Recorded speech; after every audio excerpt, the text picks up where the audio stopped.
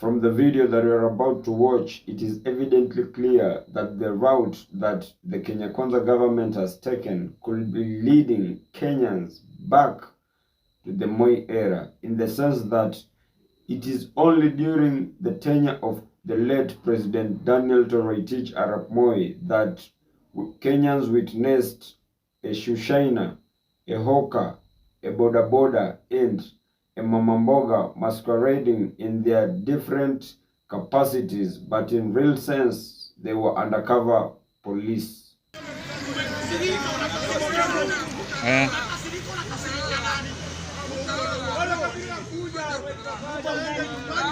Huyo meza nani? Huyo amegeuka kwa angalia. Endeni.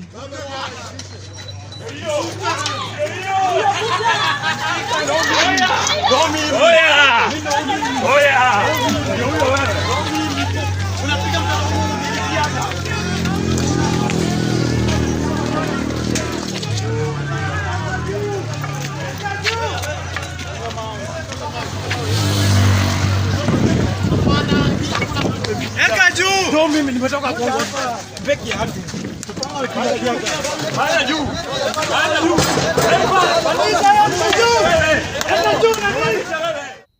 I honestly don't know if that was an act of bravery by that police, but in any way, that act actually jeopardizes the safety of each and every journalist, whether full-time or any citizen journalist.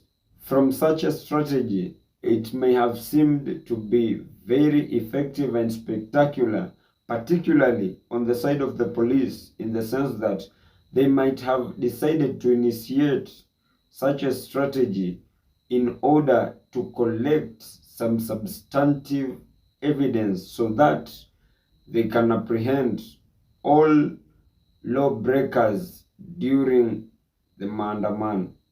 Simply because being a policeman in this country, you must be able to come up with some superstitious ways of arresting criminals.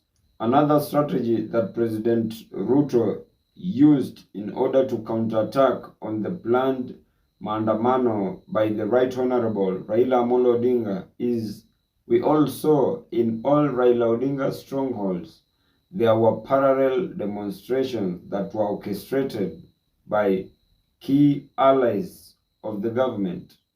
And in fact, this made it easier for the police to have a very simple task to execute during the demonstration. Right now, Olive, I'm along Ring Road here in Kibra constituency, and what is happening right now, as you can see, there is a group of youth, one group of youth who are now engaging the other group of youth from the other side of Kisumundogo slum, and also along from the other slum called Katekwera. And this group of youth that you are seeing, these are a group of youth that is against the demonstration and against what is happening, and therefore they are basically fighting off and pushing back protesters, and also pushing those group of youth who are trying to engage in today's demonstration.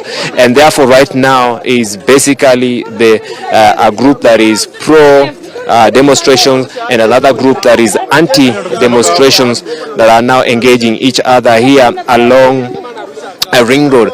And this has been a battleground for the better part of the day, especially at a bridge that is a few meters from where we are right now. And that bridge basically links Kisumundogo area and the Lindi area.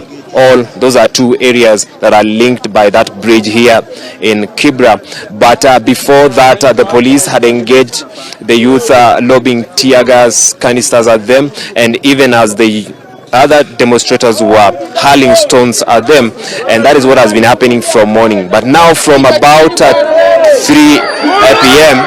these two groups are engaging each other. You can have a look.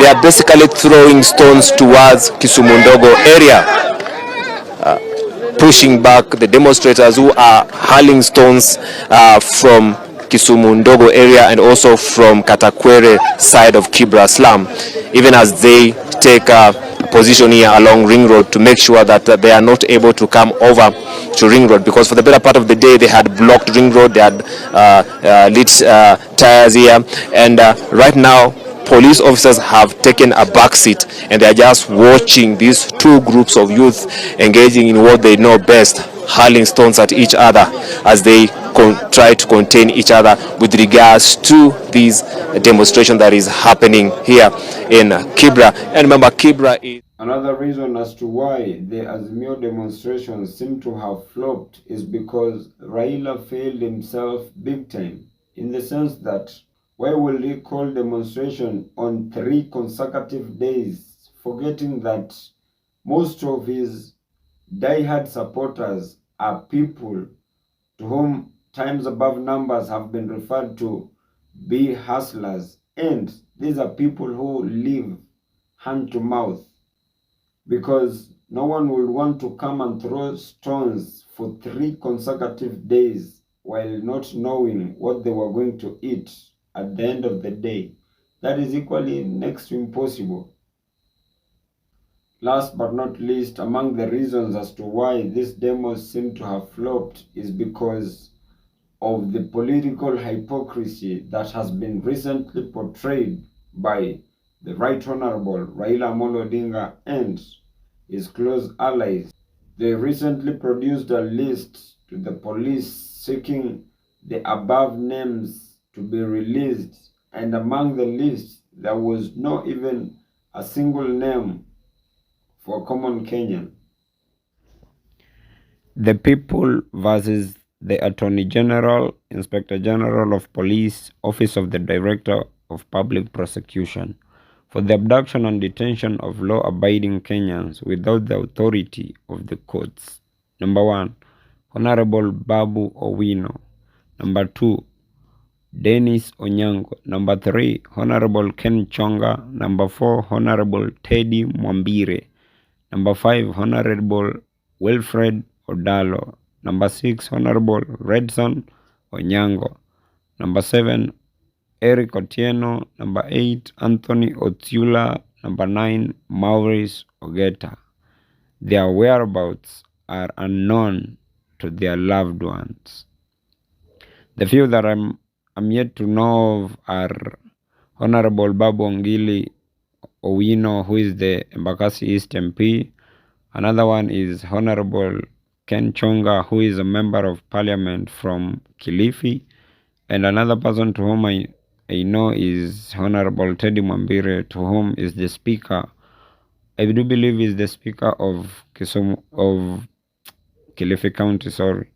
And the other person to whom I know is a very senior person is Maurice Ogeto, to whom he is the personal bodyguard to the Right Honorable Raila Amolo Odinga. And from that list, it actually confirmed to Kenyans that it is always all about the political class and not you, the common mwananchi. Imagine a person like Gaucho, the Bunge la Mwananchi president, was nowhere to be found on that list. And from this list, my dear brother and sister, it must have come to your attention that the political class are using the common Mwananchi as a tool for they to engineer their political ambitions.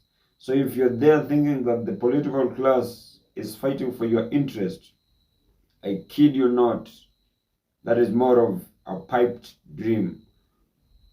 But honestly, that has just been my opinion. If you do have a contrary opinion to mine, kindly just feel free to drop them in the comment section and I'll give them a right of reply.